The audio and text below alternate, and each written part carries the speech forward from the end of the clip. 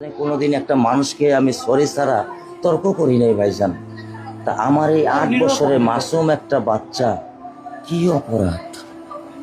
আমি এই কলজাটা ছাড়া আমি থাকবো কেমনি? আমার এই বাচ্চাটা আমি ঘরে ঢোকার আগে ফ্রিজের মধ্যে আমার জন্য শরবত বানায় রাখে। আমার বড় মেয়ে না, আমার ছোট মেয়ে, 8 বছরের মেয়ে।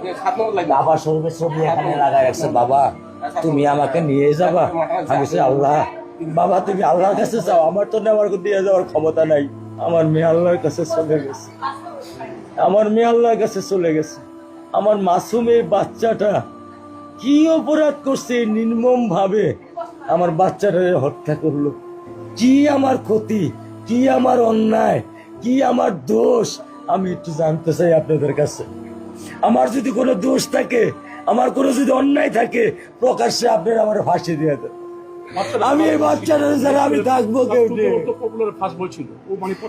আমি কেমনে আমার এই কলজা টুকরা ছাড়া আমি থাকবো? আমার পক্ষে সম্ভব না। দিনে ও 50 থেকে 100টা কল দেয় আমারে, বাবা তুমি কখন আসবা, বাবা তুমি কখন আসবা, বাবা তুমি কখন আসবা। 8টা বছর আমি আমার বুকের এই ঘরে ঘুম পাড়াইছি। আমি আজকে আমি কার সাথে ঘুম আসবো? আমি কি দিয়ে মনে সান্ত্বনা দিব? আমার অপরাধ কি?